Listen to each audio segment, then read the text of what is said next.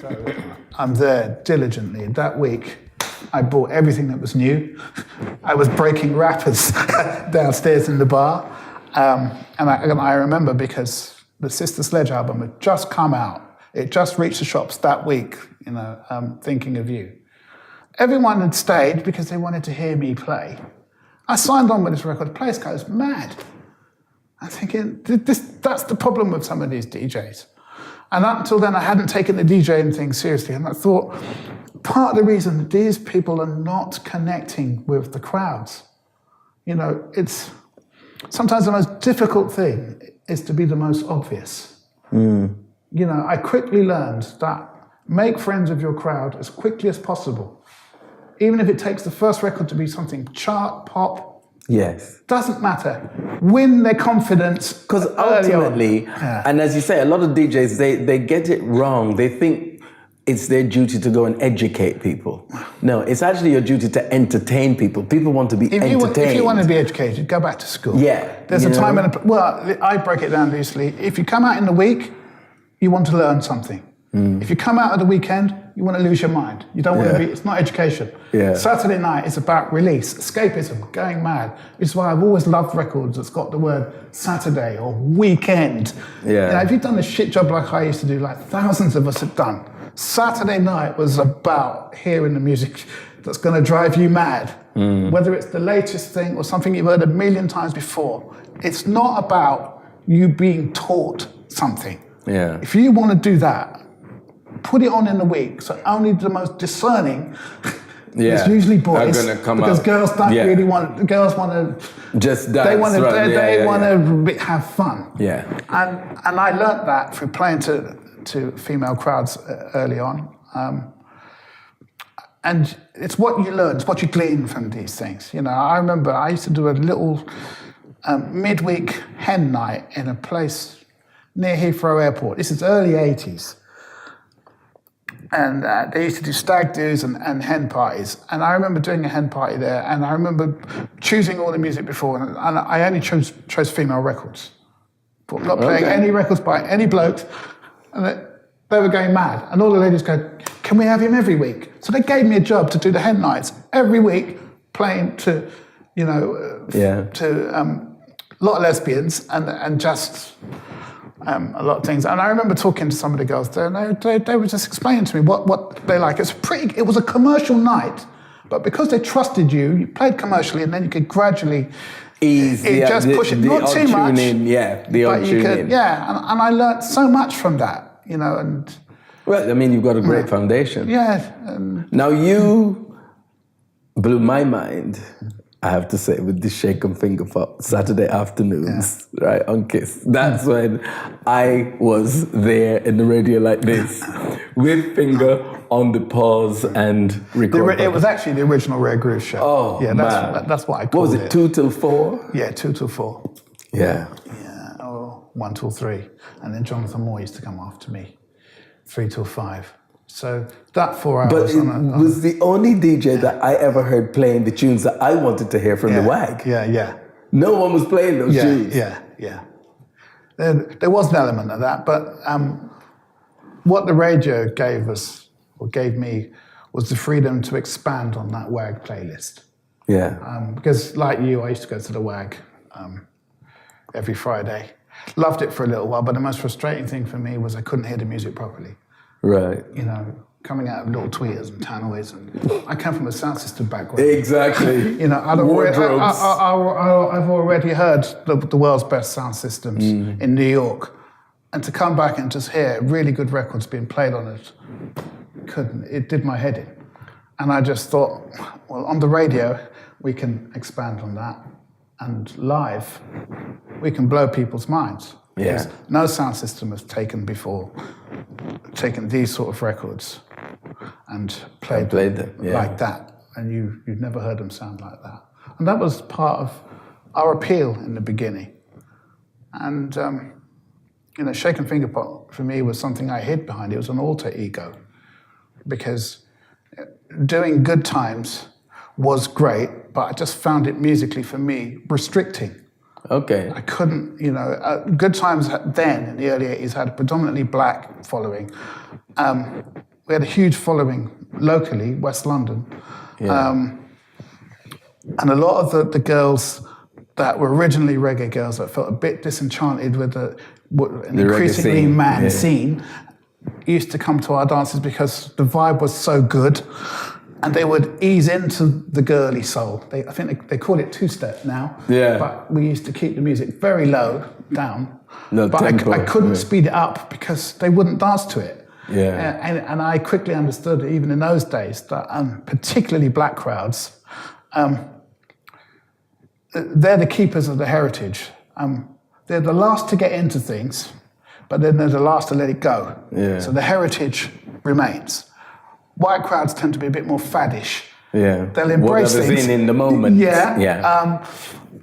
And they'll help hype it. So if you've got a mixture of all of those crowds, you're on a winner. Yeah. You know. But that's exactly so you can what you've play done. old records, which sound great, which they love, but then you can play brand new things, cross-genre, and it doesn't really matter. And I took that a stage further. Only in the parties that I played my favourite white records that I liked.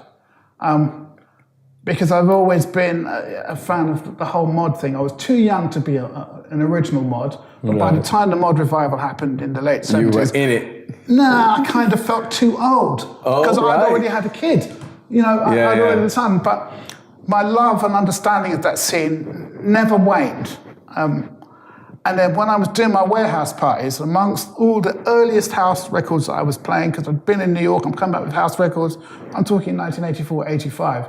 I loved all my funk and soul stuff, but I would play, you know, Paul Weller records. I liked the Jam, I liked the Clash, I liked Lou Reed. You know, all of those sort of, well, you know, I guess we have to explain this because we're being interviewed, but doing Shaken Finger Pop gave me the artistic freedom to play those records because I loved them. Yeah. And it's my dance on my rig. And the my people records, that came got it. People loved it. The people that came got it. Absolutely got it. Tell me about the advent of the tour bus. Mm-hmm. Where did that idea come from? Well, the tour bus thing came because the sound system originally, my sound system Good Times, we originally gate crashed Carnival, August Bank Holiday 1980. That was our first appearance there. We spent 10 years on Cambridge Gardens.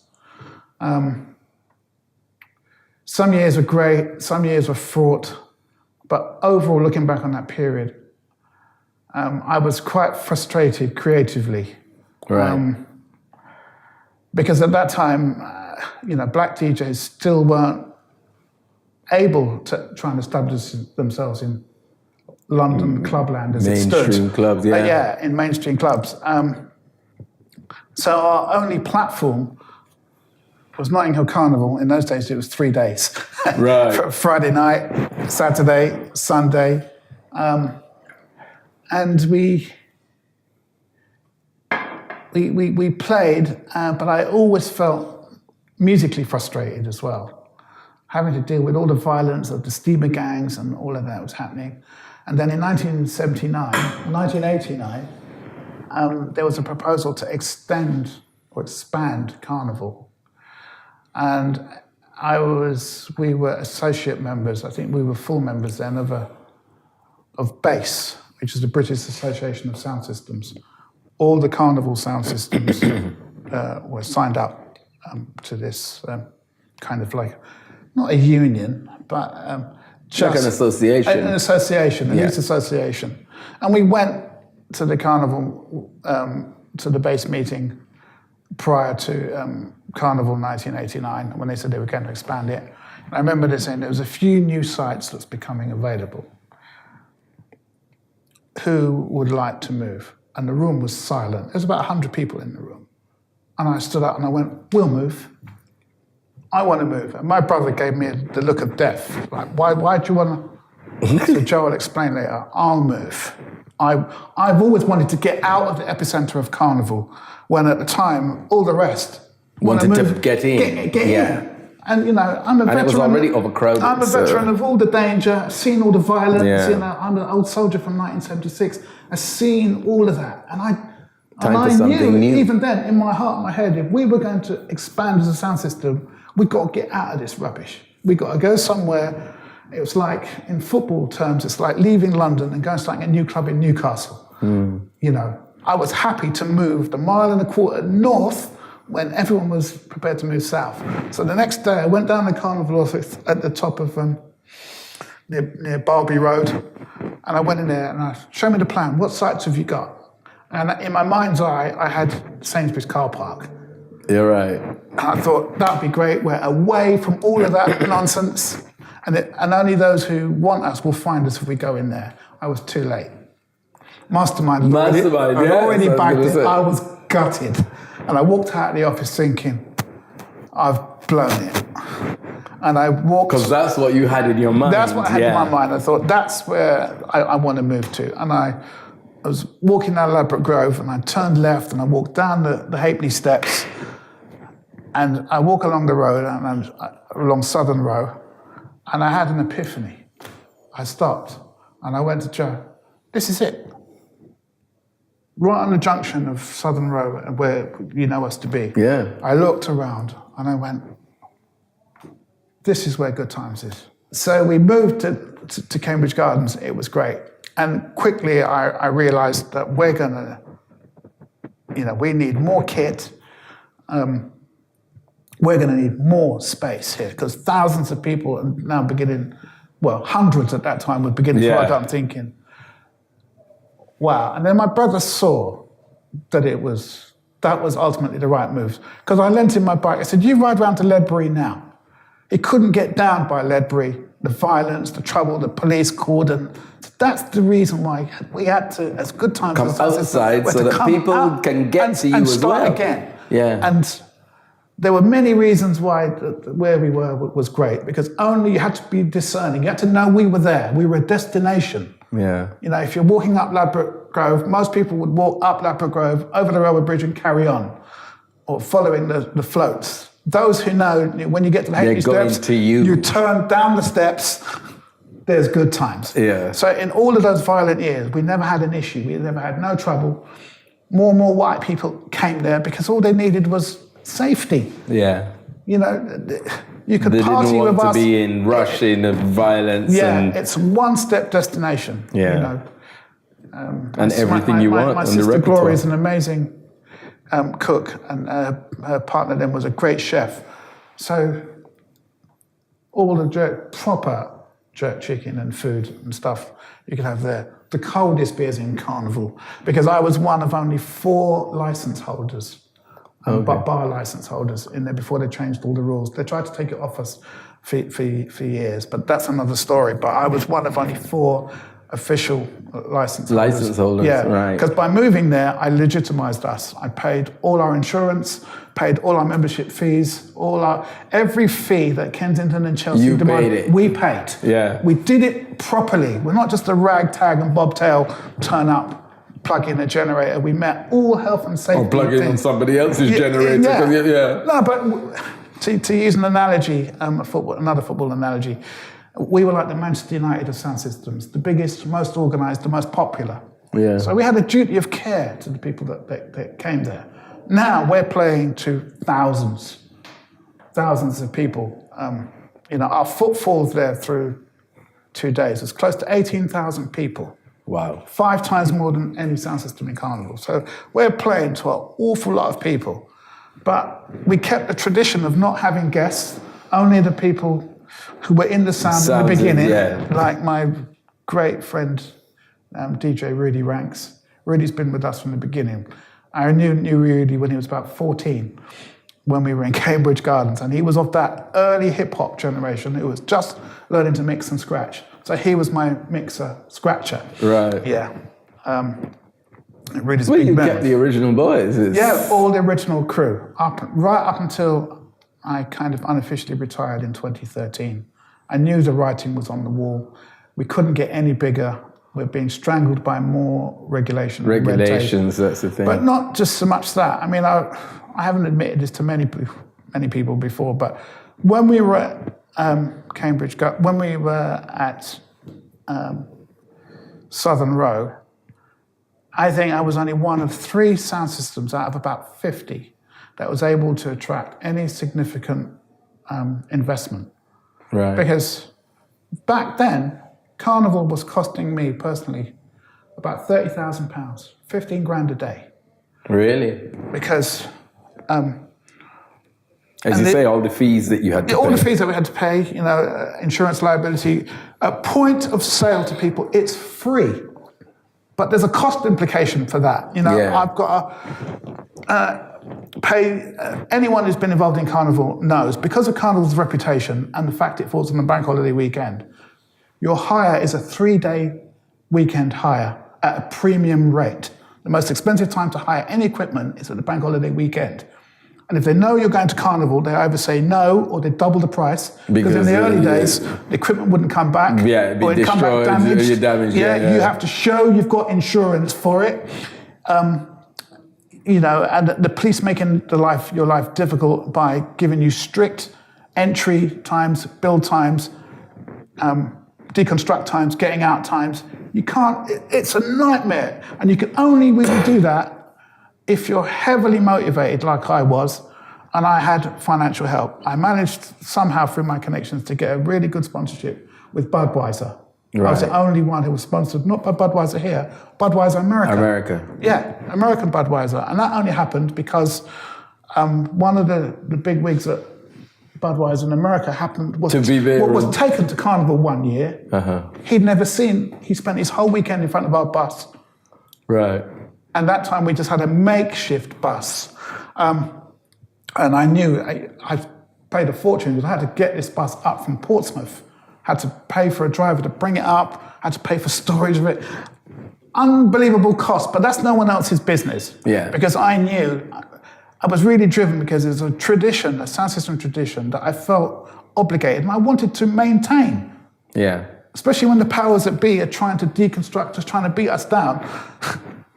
I'm going to go ahead with this and come hell or high water, whatever it costs, I'm going to do it. And I've recouped the money over a year in all the gigs I was doing. Right. And that's how it kind of paid for itself. But that was an unsustainable model. You couldn't.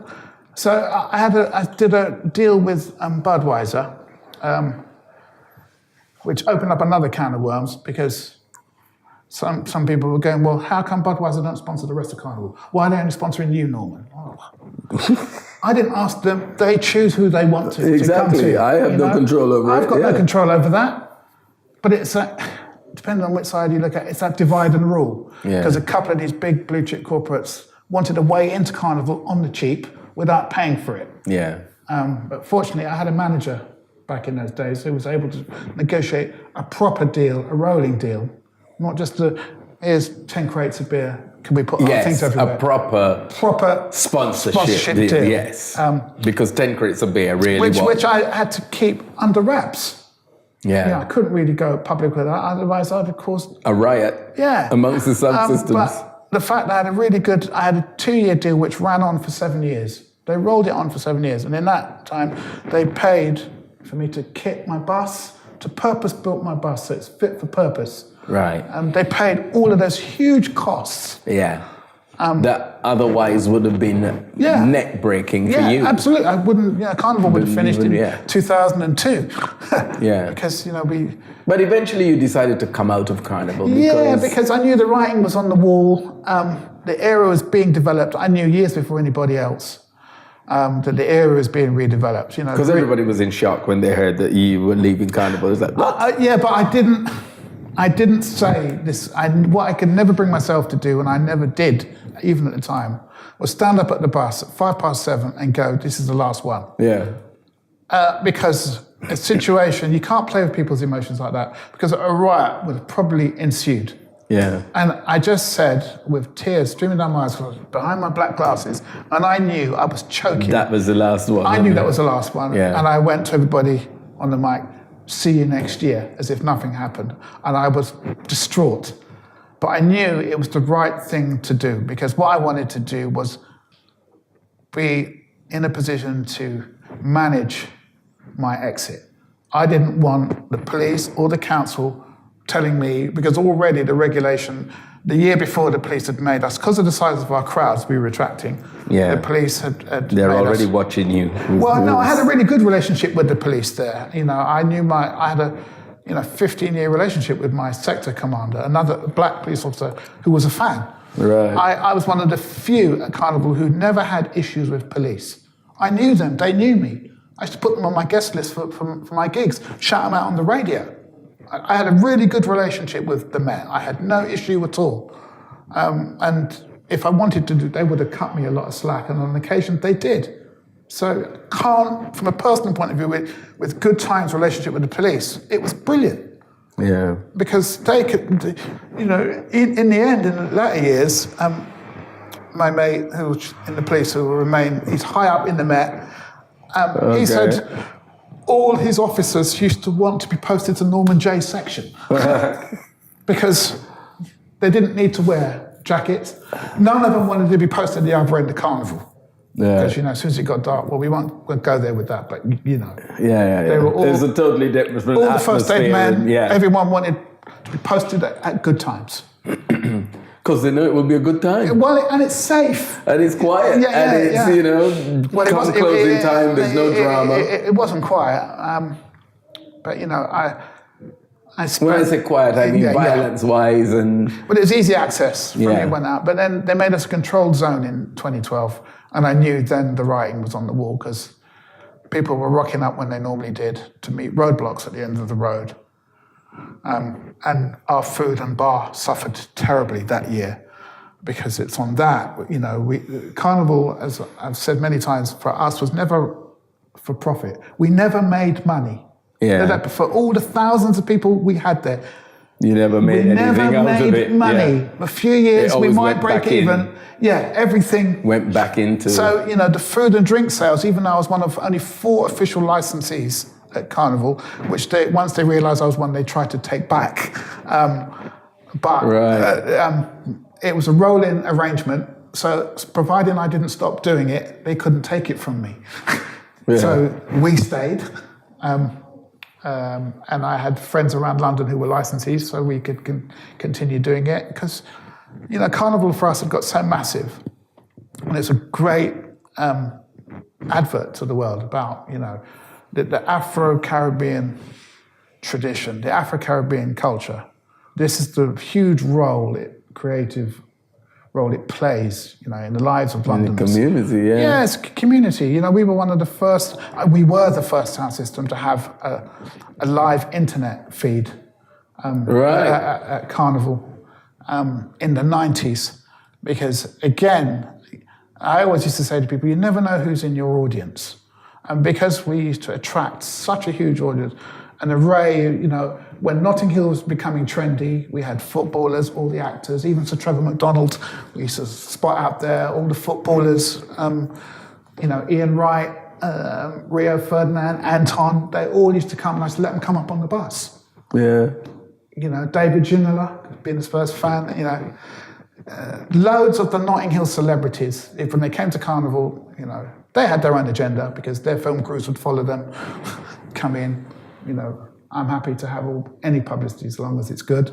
But all these people would come there. But I knew all of that was going to come to an end. Yeah. Because I felt so frustrated. Like I said, I wanted to manage our exit. I didn't want no authorities telling me, you can't do this, and now it's time for you to go. Yeah. So it makes sense. 2013 it's akin to, in the way of it being the last one, it's run its course. Yeah. To Jazzy's Back to Life in Antigua, where we were. Yeah, from the first to the last. From the first to the last. But, even he saw that it had run its course and couldn't go any further. Yeah. And, I had 32 years doing Notting Hill Carnival. Yeah. And loved it. Out of that, I met so many incredible people there. Even the guy who made the film documentary of us at Carnival in 2002, he came, he was as good as his word. I always used to get people come up, this is such an amazing spectacle, we want to film this thing. I'm like, yeah, all right. A few weeks later, this guy was very persistent. He tracked me down. He said, Norman, I want to film this thing. I went and met, he's a rich kid in the city, made tons of money, but he went to film school. Okay. And he wanted to do this as his own personal project. Right. He spent untold money, but in Carnival 2001, he filmed it. We made a documentary out of it. Another guy I managed to attract who became firm friends of mine, an African guy called Dele. He'd been into the internet thing since 1983. He's one of these early adopters. Dele used to come to Carnival every year. This is brilliant. You need to stream this. He was the guy that introduced me to the internet. Right. I'd only heard this word, didn't really know what it was. Wasn't really interested, didn't own a laptop. I just barely got a mobile phone. Right. Dele goes, he had a flat on Lancaster Gate. He said, Norman, you should come round there and let me explain it to you. And I swerved him for months and months and months. I just didn't want to go down there. And then once he caught me on Portobello, one Saturday afternoon, Norman, we're only like 15 minutes walk. Come, all right, Daddy, let's go. Went down in his basement flat. I walk into the flat, huge. There's 4 big screens and keyboards, keypads. And I'm like, wow. And I remember this is in 1997 or 98. Him telling me, this is the future. He said, you don't have to, I build your website. He's got to build. I said, website, what's that? And at that time, I used to hear figures, websites cost thousands of pounds. Yeah. No. Horror stories. Yeah. He said, I'll build it to you for free. If you like it, you pay me for it. There's no obligation. So I thought, well, no obligation, fine. And then I was in there for about an hour or so, but in that hour, I quickly understood the power. This was the future. Yeah. I didn't really, even now, I'm not savvy. Savvy at all. But Daddy was right on it. And then he said, for the following year, Norm, he said, I'll organise it. He said, I'll get onto the GP and I'll get them to put a line. I don't know, all the technological terms he used at the time. And as good as his word, he organised it. And I remember he went to all the meetings, he wrote a proposal, went to Kensington and Chelsea. I had no clue. Well, exactly. But he'd gone in there. This is a black guy. This is what's really good, about we've got some amazing people in our community, and we just didn't know, well, I'm talking about myself, didn't know how to harness them. Yeah. I wasn't going to ask them. These are the people that came out of the woodwork and offered. Yeah. And I'm like, wow. He's gone in there. Kensington and Chelsea were bowled over. They couldn't tell him no because he'd written such a great proposal. He knew what he was doing. Yeah. This is his thing.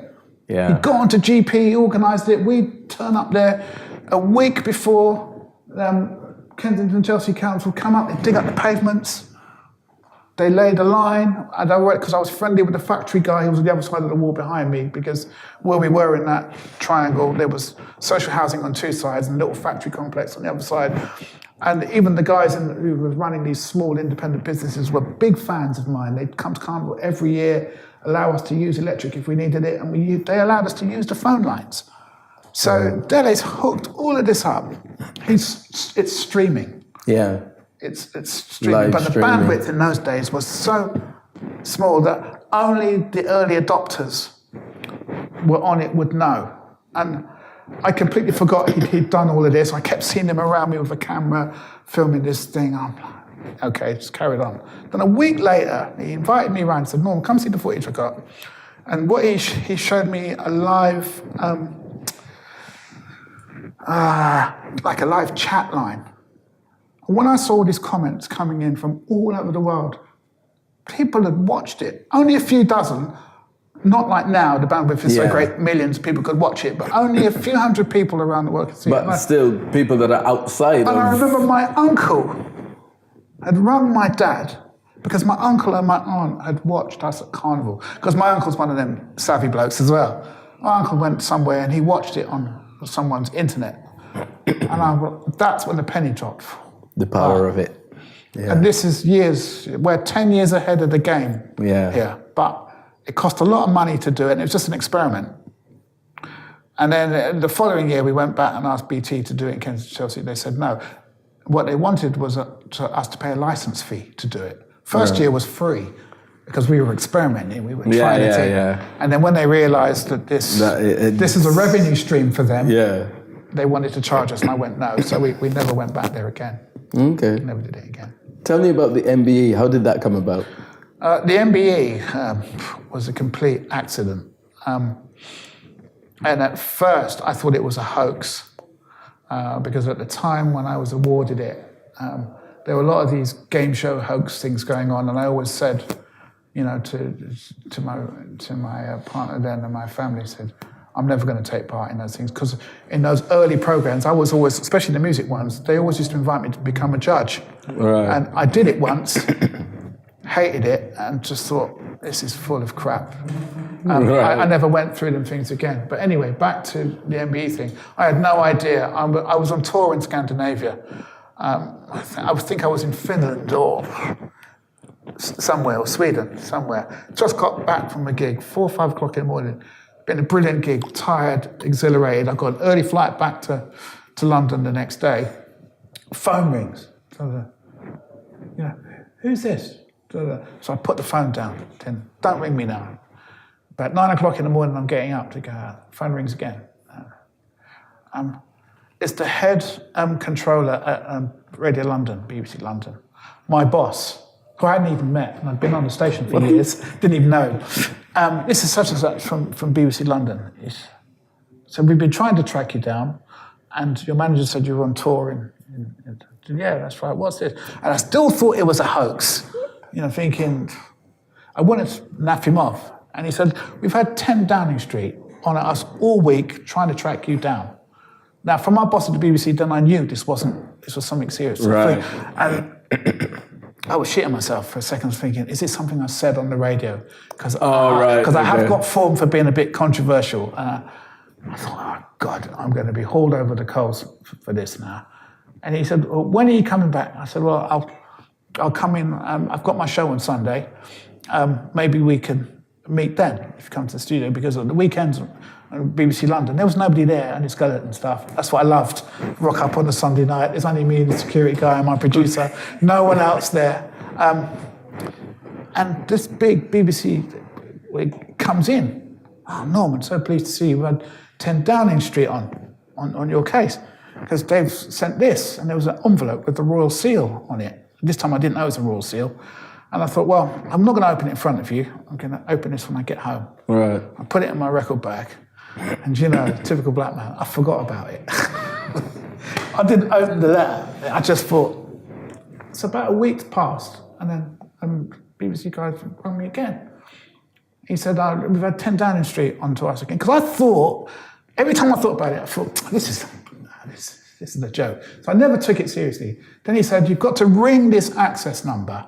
And you give this code number, and then that'll get you through to their switchboard. And I thought, right, I'm going to do that, and then I'm going to give them a piece, because I told them I'm really not up for this.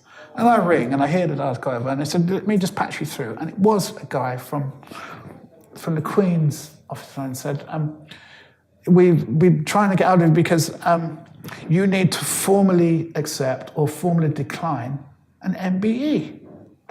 I put the phone down. And I knew this is because this is unlike any phone number I've ever seen before. This is through to Downing Street. Right. And they said, well, we sent it to you. And I said, I couldn't make out that I'd already had it. Well, I said, well, I've been away on tour. You need to send me another one by registered post to my mum's address. And he said, yeah, okay, Mr. J, yeah, we'll do that. First thing, the next morning, this thing arrived at my mum's, and my mum rang me. So Norman, this guy's come with a special thing, and it looks like it's got some royal thing on it. I raced around it, I opened it up, and it was a declaration that I'd been awarded this MBE from Buckingham Palace, and I needed to formally acknowledge or formally decline. And because I delayed the week, I had less than 12 hours to sign the acceptance and get it back to Downing Street. So you'd kept the envelope? Yes, I kept it too long, but I managed to get my official reply or my official response in, which was I was happy to accept an award of the MBE from the Queen. Absolutely. But I was kept under the strictest secrecy, because what happens, you accept 6 months prior to going to receive. So 6 months evolves. So if you've got management, or if you're someone famous enough to get your press people to organize it, and you're not allowed, because you almost sign the official secrets, you're not allowed to divulge the fact that you have one until it's published in the Times. Okay. Yeah, on a certain date. So the moment the Times is published, then you can... within a minute of that, you can have all your PR press people going, yeah, such and such as... So you can... It gives you time to line up your press and PR to follow the announcement. So I think... When did I go there? I probably went November-ish. So I would have been... So I wouldn't have been Christmas. So I would have got it 6 months before that. Right. Yeah, and that was in 2002. Okay. Well done you. Yeah, I'm really pleased because mine, as far as I'm aware, I was one of the last of my peer group to be given my award by the Queen herself at Buckingham Palace. All right. Everyone else, or quite a lot of people subsequently, gets done by Prince Charles or... heaven forbid, the old man at either in Scotland or a castle in Wales. Right. So, okay. But another significant thing that happened that day, I remember on my investiture that day, it was the first day that BBC cameras were allowed to film the whole event. They were allowed in. My good fortune. So the BBC made a big deal of me getting mine that day because it was the first time. Because I worked for them. Yes, and it was the first time they were able to film inside. So up until 2002, all you ever saw was the photo court outside in the courtyard. Yes, you never saw the filming of the actual process. The process, and fortunately for me, that year, 2002, was the first time cameras were allowed to film it. So I'm there in all my pomp and ceremony. So you're such a busy guy. It's taken us this long to nail you down. You've just come back from New Zealand and been somewhere else since that. I've been every year for quite a number of years now. I find myself in the Southern Hemisphere, in Australia, New Zealand. And you time it quite well, so that it's... Yeah, but because January, February, March in the Southern Hemisphere, it's midsummer. Yeah. It's the height of all the festival seasons out there in Southeast Asia and Australasia, and I love it. I've been thankful to be invited back now every year virtually for the last 20-odd years, and I've got a huge fan base there. I could easily relocate and continue my career there. 10 or 15 years ago, I did give that some serious thought. Okay. But I'm such an Anglophile, and I do understand and realise, and I think it still holds true today, that the UK, and London in particular, is still the epicentre of most things. Of global club culture. Yeah. That's very important. America may have led the way in music culture, but believe me, America, even to this day, still doesn't have a club culture. Not as highly developed and evolved as we've got in the UK. Right. And it goes to follow that in most of the English-speaking countries around the world, their club culture is built or is evolving on the same model. Yeah. So, and the internet has hastened that. Before there was always a time lag, which was a great thing because the time lag used to happen in the UK as well. Right. What was happening in London, 1 year, the rest of the country would pick up on in 6 months' time or a year's time. No, the internet is a great demographic leveler. Yeah, on that case. So it's fantastic. I can happily say that my career, after all this time, when one would think it might be on the wane a little bit. No, I'm talking in the context of going to Australia and New Zealand. Right. It just seems to be getting bigger and better. And I love it. It's like a working holiday. I'm still constricted by the amount of time I could spend there. I mean, my wife Jane, she'd love to spend more time there, but I normally sort of go out in the middle of January and come back sort of end of February, March. And I always make sure that I'm in New Zealand for February the 6th, which is their national day. It's Waitangi Day, the signing of the Maori Treaty with the British. Right. And that's also the same day as Bob Marley's birthday. Okay. And it's fair to say that New Zealand Maori culture is closer to our black culture here. Oh, right. Yes, most definitely. I've been there enough times now and got enough friends there and been to enough gigs, done enough gigs out there to know that. Outside of Jamaica, I think reggae is the biggest music in New Zealand. Really? It's huge. And all related to black music, hip hop. House, yes. House took off much bigger. House, rave, techno, it's bigger in Australia because Australia's much more white. Right, Yeah. okay. And that's loosely how I would break it up. I mean, I don't mean that in a derogatory way. It's just what one observes. Just what it is. Yeah.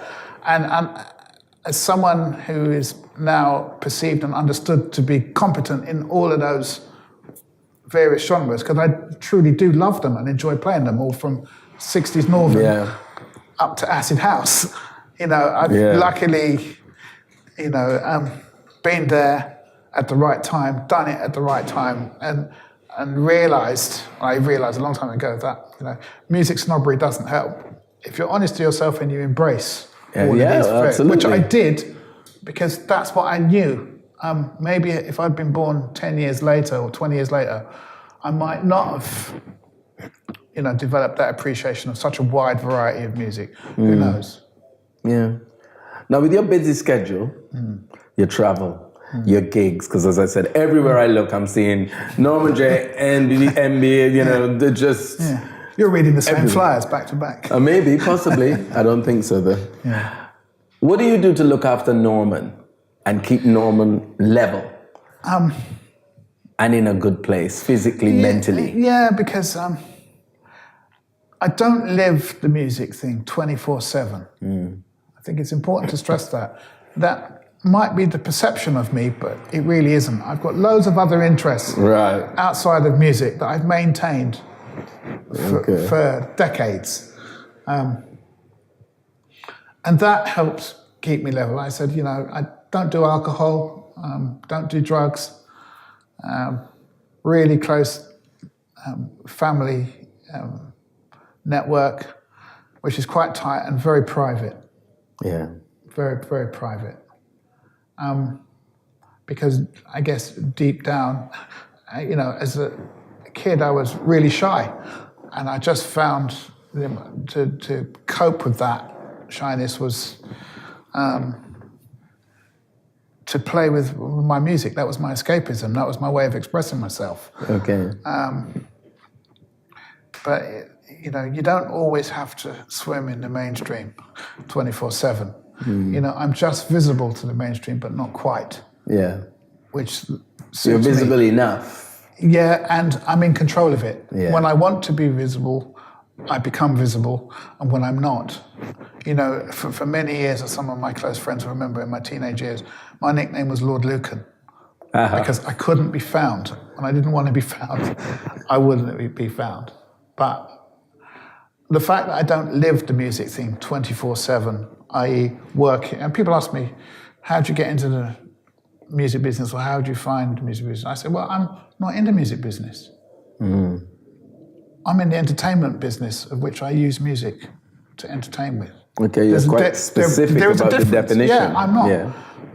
When I worked in the music business, it was my 5 years, and they were great years, when I worked at Talking Loud with Giles Peterson. Right. Worked for Polygram. Those were great years, but I quickly realised, this record business isn't for me. First and foremost, I'm a DJ entertainer. I play records and I play music that makes people dance. That's where I'm happiest. That's where they're happiest. Whether I'm playing under the stars or under the sun. I learnt my craft by playing outside, not in clubs, not in subterranean basement venues or, venues up in the sky. My craft was playing outside. Right. And having a crash course in reading people's emotions and, I guess, manipulating people's emotions. Because even at Carnival, I never used to get it. And I'm playing house and the music's going up and the vibe's getting up and the boys are jumping about a bit too rough. I'd go from a house record to a slow jazz record. Yeah. Or So you kept it under control, always. Yeah, always. Yeah. and not let people. And another thing, is always, whether you're playing to 50 people or 500 people or 5,000 people, you're only as appealing as the least interested people in the building or on the floor in front of you. That's a fact. Anything else than that is a great bonus. And it's about giving everybody their 2 minutes on the dance floor, their 2 minutes or 5 minutes of fame. And sometimes people have to take, some drugs, or they've got to drink in order to give them the courage to do the things that they do Want to do, on the dance floor. And others are confident enough to do it, just do it. Yeah, and have a force of character enough to not need to be able to do that. A great crowd is a mixture of all of those. Yeah. And because I've played to so many, the biggest challenge, what I still enjoy as a personal DJ challenge, is to play to a crowd who are hostile. All right. I've had a few of those, who are unsure of what you're going to give them. Right. And winning them over. It's all too easy to play to people who are already there, or to crowds who, have a level of expectation of which you meet. A partisan crowd. Right. If you're doing a hip hop gig, all the hip hop kids come there. Yeah, you're great. That's good, but I learned that there's more to it than that. I wanted more from it. Yeah. Than that. And the greatest challenge for me was playing music to a crowd that would normally hate what you do. And the biggest buzz is winning them over by the end of the night or the end of the thing. I remember in my early warehouse parties, some of the black guys would come there and go, what's he playing this house shit for? Or why is he playing Thin Lizzy? When I was in a club, those are the parameters, this is the music I'll play for you. In a warehouse, in my space, anything goes. Right. Stuff I like. Because for quite a long time in London in the 80s, late 80s and early 90s, I was the only straight DJ to play in some of London's best gay clubs. Right. And I learned an awful lot from that as well. I'm very fortunate. I do realise my position as I could be playing with Carl Cox one day, go and play with Giles Peterson the next day, and then go and play with Jazzy B the next day, or go and play with some drum and bass kid the next day. Yeah. Not many DJs can do that and have that versatility. Versatility is the key to survival or longevity for me, and it's not based on the need that I feel I must do it. I get the best out of it as a DJ because of that. My record collection is everything, and I want to be able to play that. And I many a time I've gone to places where I said, I feel like a lump of coal in a snowstorm because I'm the only black guy in the place. And then all the drug kids would make it, he must be the dealer.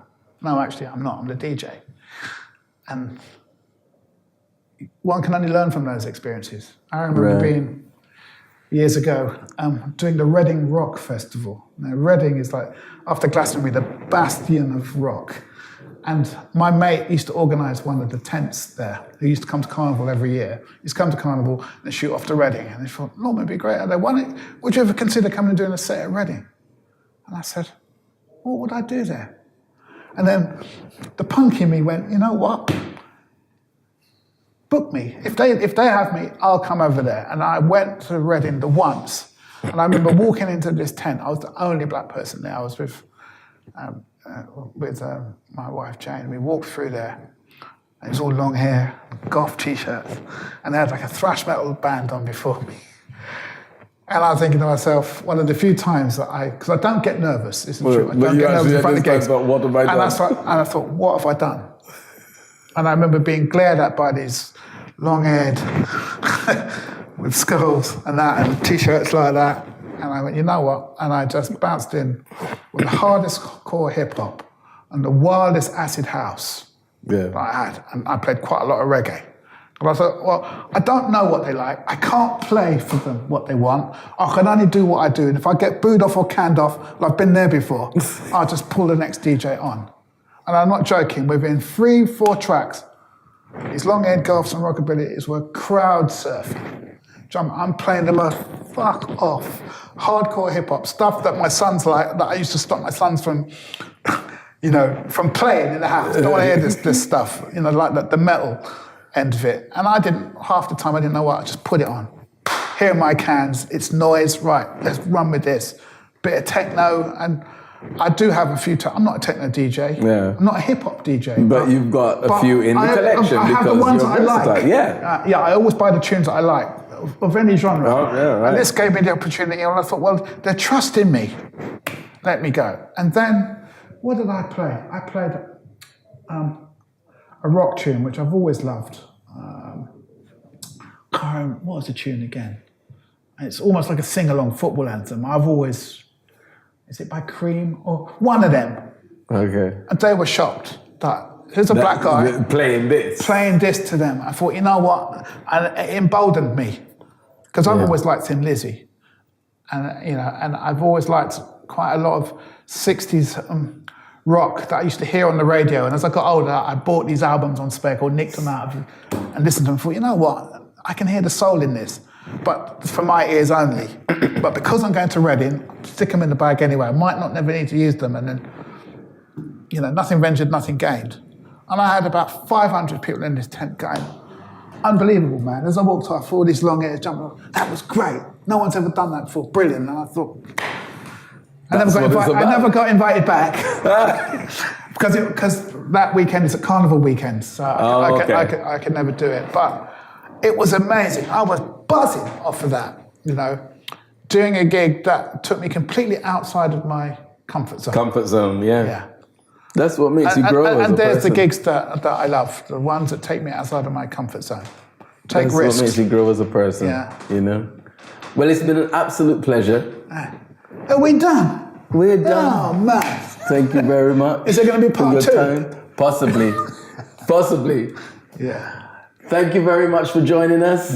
And if anything that this gentleman has said resonates with you, please leave it in the comments. We appreciate it greatly. See you next time. Thank you. Yes.